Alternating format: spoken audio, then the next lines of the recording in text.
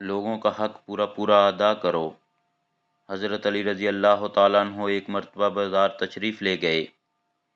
آپ رضی اللہ تعالیٰ عنہ نے ایک لونڈی کو دیکھا جو کہ کھجور فروش کی دکان پر کھڑی رو رہی تھی۔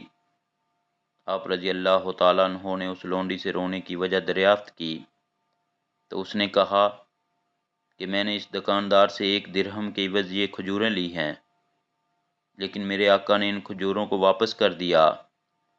اب یہ دکاندار ان کھجوروں کو واپس لینے پر راضی نہیں۔ حضرت علی رضی اللہ تعالیٰ عنہ نے اس لونڈی کی سفارش اس دکاندار سے کی تو دکاندار، جو کہ آپ رضی اللہ تعالیٰ عنہ کو جانتا نہ تھا، اس نے انکار کر دیا۔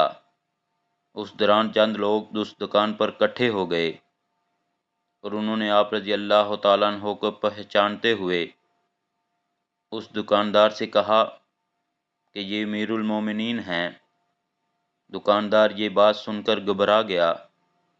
آپ رضی اللہ تعالیٰ عنہ نے فرمایا، لوگوں کا حق پورا پورا ادا کرو۔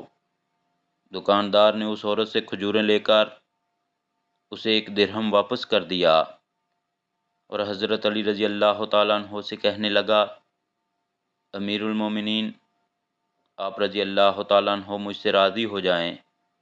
آپ رضی اللہ تعالیٰ عنہ نے فرمایا، اگر تم لوگوں کا حق پورا پورا ادا کرو گے تو میں تم سے راضی رہوں گا۔